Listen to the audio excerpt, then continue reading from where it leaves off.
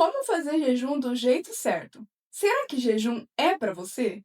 Como fazer o jejum para emagrecer? Nesse vídeo eu vou falar tudo sobre o jejum, os tipos, para quem não é e o passo a passo para você começar a fazer do jeito certo.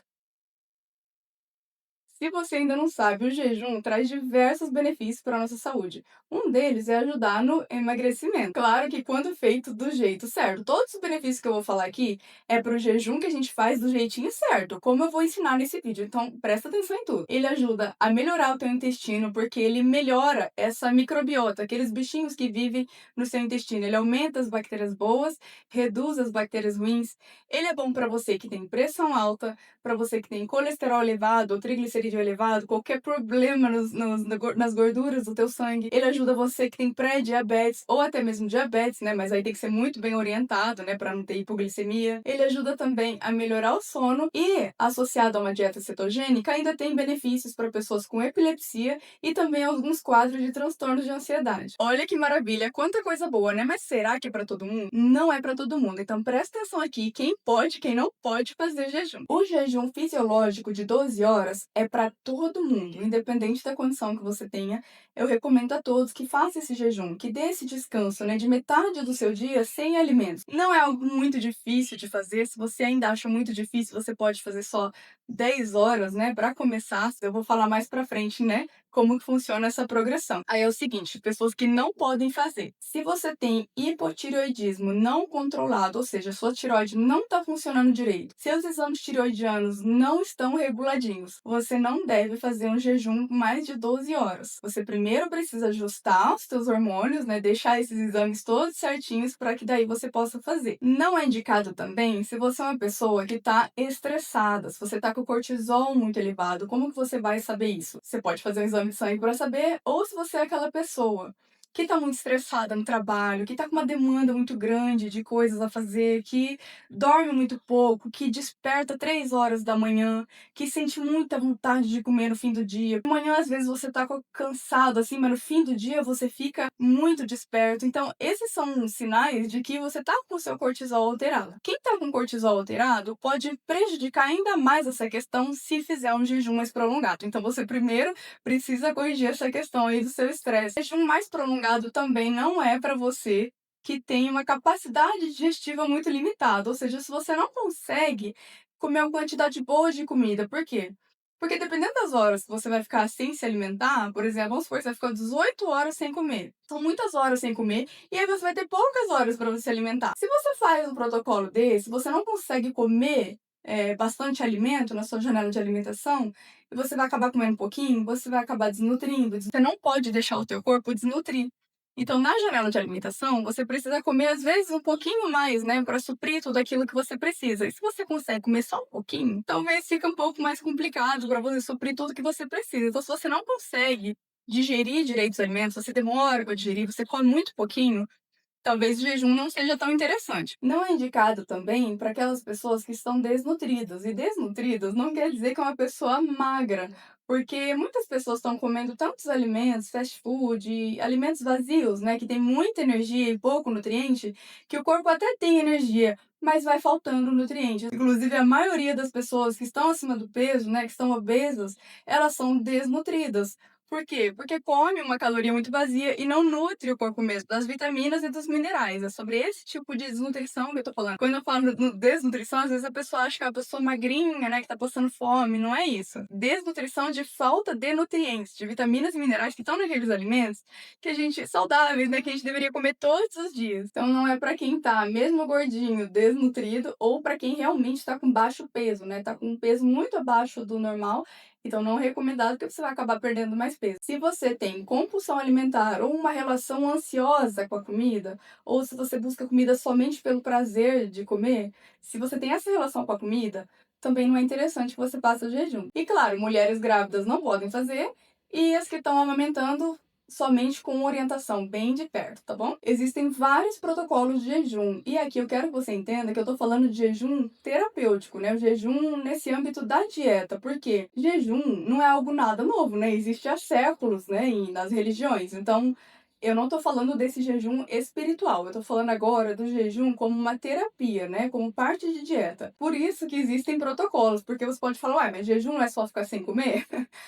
Teoricamente seria, né, mas aqui como eu tô falando de uma abordagem terapêutica, né, aí é um pouco diferente. Então eu vou falar sobre os protocolos que existem no âmbito da saúde, porque existe, por exemplo, um tipo de jejum que é só você reduzir drasticamente as suas calorias. Você não vai ficar exatamente várias horas sem comer, você vai comer somente muito pouco. Mesmo que isso seja distribuído durante o dia, é considerado jejum. Então esse é um dos protocolos, simplesmente reduzir. Não gosto, né? E aí eu vou falar dos outros agora. Um desses protocolos se chama FMD, Fast Mimicking Diet. É uma dieta que simula um jejum. Durante um mês, né, 30 dias, 5 dias você iria comer somente 700 a 800 calorias. E o padrão dessa dieta de 700 a 800 calorias é hipoproteico, ou seja, com pouca proteína, para justamente não estimular as vias anabólicas do corpo e por isso essa dieta mimetiza um jejum. Então você faria todo mês 5 dias ou cada 2, 3 meses você faria essa estratégia. Eu não gosto muito de usar essa, eu acho que tem estratégia muito mais interessante, então vem comigo, vamos descobrir as próximas. Outro protocolo de jejum que existe se chama 5x2, que é o quê? Numa semana, que tem 7 dias, 5 dias você vai consumir as suas calorias normais e em 2 dias você vai reduzir pela metade. Então vamos supor que você consome 2.000 calorias normalmente. Você escolhe 2 dias da semana para fazer somente 1.000 calorias. Esse é um jejum muito tranquilo, eu acho que dá para conciliar, inclusive, se você é católico, de fazer ele na quarta e na sexta, né? Quem é católico vai entender o significado desses dias. E fazer aquele jejum que recomenda a igreja nos dias obrigatórios, né? Claro que não são dias obrigatórios, né? Tem os dias certos do ano. Mas se você colocar na quarta e na sexta, né? Associado a isso, você tem aí um duplo benefício, né? Na questão espiritual e na questão de saúde que você está seguindo esse protocolo. Então, começando a semana ali, você faz segunda e terça 2.000 calorias normais que você come, se essa for a sua necessidade, né? Pode ser diferente, você pode ver, inclusive, como calcular suas calorias, né? Como definir o tanto de caloria que você precisa num outro vídeo que tem aqui no canal, eu vou deixar aqui, no card aqui em cima. Aí, na quarta-feira, você consome somente 1.000 calorias, na quinta, você volta para 2.000, na sexta, você come 1.000 calorias, sábado e domingo, 2.000 calorias normais. Jejum de 24 horas. Esse é fácil, né? Você vai ficar 24 horas sem se alimentar. Vamos supor, você janta 8 horas da noite e você vai comer novamente somente 8 horas da noite do dia seguinte. 24 horas sem se alimentar. Muito simples.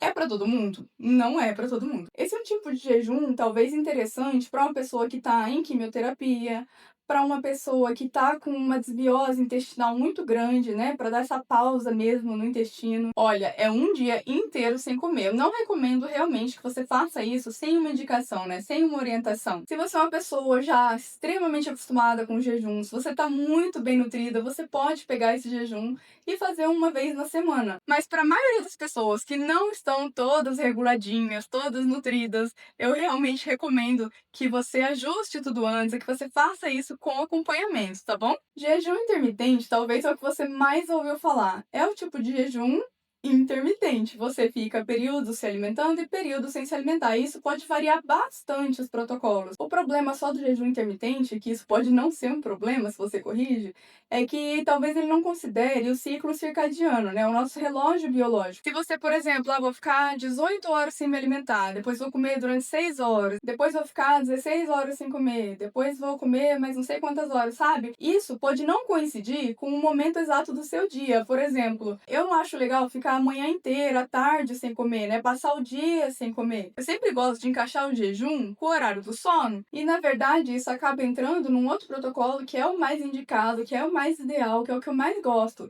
que se chama TRF, Time Restricted Feeding, que é um protocolo que considera essa questão do relógio biológico. Então você pode fazer 12 horas, 14 horas, 16, 18 horas de jejum, mas você sempre vai encaixar isso de forma que não atrapalhe tanto esse teu relógio biológico. O que que significa isso?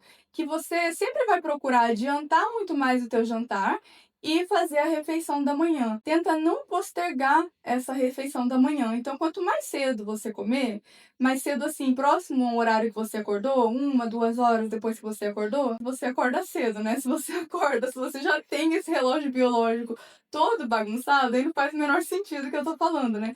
Mas o ideal, né, pra gente, seria acordar cedo, 1 ou 2 horas depois que a gente acorda a comer, dependendo do horário que você acorda. Se você acorda muito cedinho, é bom dar 1, 2 horas. Se você acorda mais tarde, umas 8, 9 horas, você espera só 1 hora e vai se alimentar. Então, o interessante é que você nunca vai comer muito próximo da hora de dormir, né? Porque você vai ter que parar de comer muito antes, dependendo da quantidade de horas que você vai fazer. E você vai passar a maior parte do tempo dormindo. E daí, a hora que você acordar, você já vai se alimentar. Então, é muito mais interessante fazer esse tipo de jejum. Então perceba que tão importante quanto o que você vai comer, que eu já vou falar mais pra frente como deve ser a sua alimentação, é também a hora que você vai comer. Isso importa bastante também, porque você já imaginou passar o dia inteiro sem se alimentar e se alimentar só, sei lá, quebrar o jejum 10 horas da noite, sendo que você vai dormir às 11 horas da noite? Vai bagunçar todo o seu ciclo, porque você vai ficar com muita fome durante o dia, não vai render. Aí de noite você vai comer, vai atrapalhar o seu sono. Então, entende como tem que ter horário para tudo? Então, esse que eu acho mais ideal, deixa eu dar um exemplo mais claro aqui.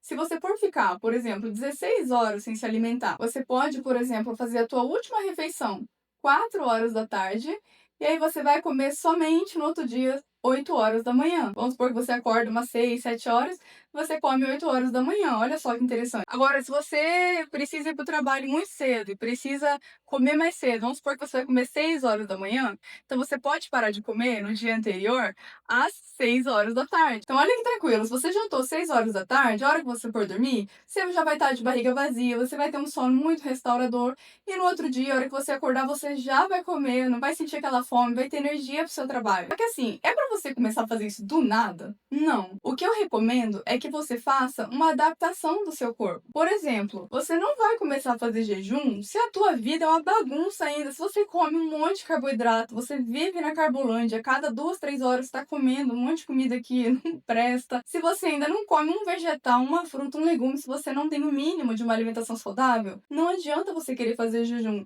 porque o que eu mais vejo são pessoas querendo usar o jejum como uma punição ou como uma compensação. Por exemplo, ela comeu muito errado no fim de semana e daí vai querer fazer um jejum na segunda-feira para compensar o estrago. Gente, isso dá tão errado. Isso faz tão mal pro seu corpo, porque você aumenta cortisol com o jejum e você já tá com a insulina muito aumentada por causa desse estímulo todo das comidas erradas que você tá comendo. E essa combinação é terrível pro seu corpo. Faz você engordar ainda mais, faz você acumular gordura na barriga, faz você acumular gordura onde você não quer. Se você quase não tomar água no seu dia, quando você for fazer jejum, você também não vai tomar e você vai passar muito mal, porque você precisa estar muito bem hidratado. Você precisa aprender a comer o minimamente saudável, legumes, verduras, frutas. Se você não tem isso na sua rotina, precisa ter, até porque se você não come isso, provavelmente você está desnutrido. Aí lembra, você não pode fazer jejum se você é uma pessoa desnutrida, com carência de vitaminas e minerais. Outra coisa que precisa estar bem ajustada é a questão do índice glicêmico das suas refeições. Como eu disse, se você ainda é uma pessoa que come muito carboidrato, né? Você come pão de manhã, você adoça tudo, você come arroz, feijão, macarrão, você faz lanche da tarde com bolo, com biscoito, com rosca, com pão de queijo, à noite pede um fast food, come hambúrguer, come pizza. Se você faz isso com muita frequência, né? Se você tá comendo esse monte de carboidrato todo dia, primeiro você precisa consertar isso, reduzir o índice glicêmico das suas refeições. É o quê? Reduzir esses carboidratos. É comer mais comida de verdade. Então, de manhã, comer fruta, comer ovo, comer proteínas. No almoço, você comer tudo bem, comer um arroz com feijão, mas comer um frango, comer bastante legume. Então, assim, ó, você tem que ajustar o mínimo de uma alimentação saudável. E aí, resolvido isso, tá se hidratando corretamente, tá tomando bastante água, tá comendo comida de verdade, tá se alimentando bem, tá com seus exames de vitaminas, minerais tudo em dia, você não tá com nenhuma deficiência, podemos começar a fazer 12 horas de jejum, porque primeiro, ó, 2 semanas eu recomendo para você se adaptar ao jejum de 12 horas. Se você ainda não consegue ficar 12 horas sem se alimentar, que seria, por exemplo, das 8 da noite às 8 da manhã sem comer, ou das 9 da noite às 9 da manhã do dia seguinte. Se você não consegue ainda ficar essas 12 horas, você vai focar nisso. Eu recomendo que durante 2 semanas você faça esse jejum de 12 horas, que é o mínimo, e é isso que você tem que manter aí na maior parte do tempo durante a sua vida. Passaram 2 semanas, você já se acostumou bem? Você já faz parte da tua vida fazer essas 12 horas de jejum? Aí na próxima semana, na terceira semana, você aumenta para 14 horas, não todos os dias. Um, 2 ou 3 dias na semana você escolhe, depende aí do seu empenho, depende de como você está se sentindo. Então vamos supor que lá nas suas 12 horas de jejum, você estava parando de comer às 8 e comia às 8 da manhã. Agora você vai fazer o quê? Como você vai fazer 14, você precisa de mais 2 horas sem se alimentar. Em vez de parar de comer às 8, você para de comer às 6 e come só no outro dia às 8 da manhã de novo. Depende aí da hora que é o seu café da manhã. Tranquilo, faz isso nessa semana. Na outra semana, se você já tá se sentindo bem, tá adaptado, aí você faz um, 2 ou 3 dias na semana do jejum de 16 horas. E no protocolo de jejum de 14 horas você comia até às 6 da tarde, agora você vai parar de comer às 4 da tarde e comer só 8 horas da manhã no dia seguinte. Veja que eu tô sempre dando exemplo de 8 horas da manhã, que é a hora que eu tomo café. Mas se você toma café 6 horas da manhã, 7 horas da manhã, aí você faz o teu cálculo aí. Então vamos lá, 2 semanas de 12 horas de jejum. Na terceira semana, você pega alguns dias da semana, vamos por dois dias na semana, você coloca 14 horas de jejum e nos outros dias você continua nas 12. Na quarta semana, você aumenta para 16. 2 dias na semana também, você vai fazer 16 horas sem se alimentar. Nos outros dias, normal, 12 horas de intervalo. E sempre tentando manter o café da manhã mais cedo possível. Sempre adianta o horário da sua última refeição do dia seguinte para você poder comer de manhã, para a questão de você ter energia, para não atrapalhar o seu relógio biológico, para não estressar o seu corpo. Aí na outra semana, se você quiser, e não é para todo mundo, nem todo mundo precisa, seria mais uma questão terapêutica fazer 18 horas de jejum. Mas lembra, depois vai sobrar muito pouco tempo para você comer, então você tem que se nutrir adequadamente. Eu vou dar um exemplo agora de como que você pode quebrar esse jejum e como deve ser um cardápio mais ou menos de um dia, né? Na hora que você pode se alimentar, o que que você deve comer. A primeira refeição depois do seu jejum, ou seja, aquela refeição que você vai quebrar o jejum, ela precisa ser a mais consciente de todas. Então ela tem que ter baixo índice glicêmico, bastante fibra, bastante proteína e também gordura. O que você precisa evitar nesse momento é quebrar de cara com carboidrato que vai elevar a glicose muito rápido. Então, por exemplo, se você comer uma banana de manhã, se você comer uma tapioca, se comer um pão de manhã, isso vai ser péssimo, não é a melhor forma de quebrar um jejum. Alguns exemplos aqui pra você, ó. Você vai quebrar o jejum no teu café da manhã, lembra? Que eu falei que é a melhor refeição pra você fazer isso. Então, você pode fazer um omelete com um franguinho desfiado e legumes, uma ótima opção para começar. Pode colocar junto um pedacinho de batata doce, um pedacinho de mandioca. Essa é uma excelente opção porque tá ali só com alimentos de verdade, mas você também pode consumir, por exemplo, um iogurte natural, integral, colocar uma dose de uma proteína, né, um whey protein, uma proteína vegetal, enfim, a proteína que você gosta, colágeno, se você tem aí, e você mistura com um pouco de morango e coloca umas nozes, algumas castanhas. Excelente opção também. Outra opção, você pode fazer uma base com ovo e farinha de oleaginosas e amassar um abacate em cima e colocar um ovinho em cima, fica ó, chuchu, tem receita aqui no canal. Então é uma excelente opção também que não vai elevar a sua glicemia e vai te manter bastante saciado. Aí para a próxima refeição, que seria o almoço, o que que você faz? Você pega um primeiro prato de salada. Isso não só para quem faz jejum, tá? Essa dica é para todo mundo. Faz primeiro o seu pratinho de salada, coloca bastante folha, pode colocar algumas sementes. Comeu o pratinho de salada, agora vamos pro prato. Um quarto do prato você coloca a sua proteína, né? A carne que você vai comer. O ovo, o frango, o peixe, carne de boi, enfim, a carne que você gosta aí, um quarto do prato. Metade do seu prato tem que ser de outros legumes. Refogados, grelhados, enfim, brócolis, abobrinha, couve-flor, cenoura, aí você põe tudo misturadinho ali, metade do seu prato. Lembra, a gente precisa de muito nutriente pro seu corpo, então precisa ter bastante legume. E no outro, um quarto do prato que sobrou, você coloca alguma raiz, né? O carboidrato, pode pôr uma batata doce, uma mandioca, um pedacinho de inhame, batata salsa, enfim, a raiz ou tubérculo aí que você gostar. Então veja que fica uma quantidade moderada de proteína, uma quantidade moderada de carboidrato, bastante fibra ali do seu prato de salada e dos legumes que você colocou ali. E esse modelo de refeição, né, esse prato de almoço, ele é ideal para ser o seu jantar, a tua última refeição antes de entrar no jejum, né? Eu falei só, comecei falando como quebra o jejum, mas como deve ser a tua refeição antes do jejum, né? Na noite anterior ou na tarde anterior, né? Dependendo da hora que você vai começar. Então esse prato é ideal para ser a tua última refeição antes de começar o jejum. Nesse dia que você escolher para fazer várias horas de jejum, não vai ter tanta refeição assim para fazer, né? né, vai ser só 2 ou 3. Mas aí para aquele jejum ali de 12 horas, né, eu já dei um exemplo de prato de almoço, que serve também para o jantar, já dei exemplos para o seu café da manhã e para os lanches, né, se eu quiser fazer algum lanchinho assim, olha que legal, você pode pegar um abacate, amassar, colocar uma dose de proteína, se você gostar, né, fazer um moussezinho. Outra opção bem gostosa, você comer azeitonas, umas nozes, uns queijinhos para esse lanche, né, não come muito, né, que senão você vai extrapolar muita caloria, mas são lanches que têm mais gordura, que vai manter essa sua glicemia estável. E falando em gordura, eu esqueci de falar sobre jejum calórico e metabólico. Existem esses 2 tipos de jejum. O jejum calórico é mais interessante para aquela pessoa que tem que fazer a mitocôndria funcionar, que tem que fazer o corpo funcionar direito.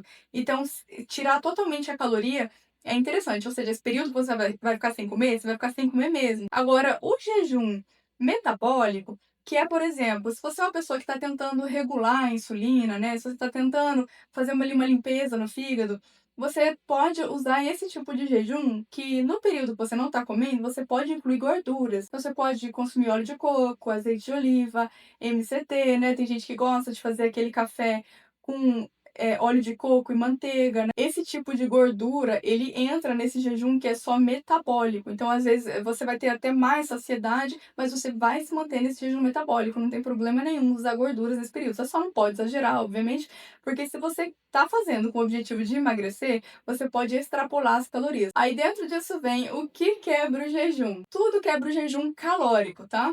O jejum calórico é jejum de calorias, então você não pode pôr nada que tenha calorias, nem mesmo suplementar um ômega 3, porque o ômega 3 tem gordura e você vai quebrar esse jejum. Então, nada, gente, é só água, café sem açúcar, chá sem açúcar. Só. Jejum metabólico, não. Jejum metabólico, você pode tomar ômega 3, você pode tomar óleo de coco, você pode fazer aquele bulletproof coffee, que é o café com manteiga, óleo de coco.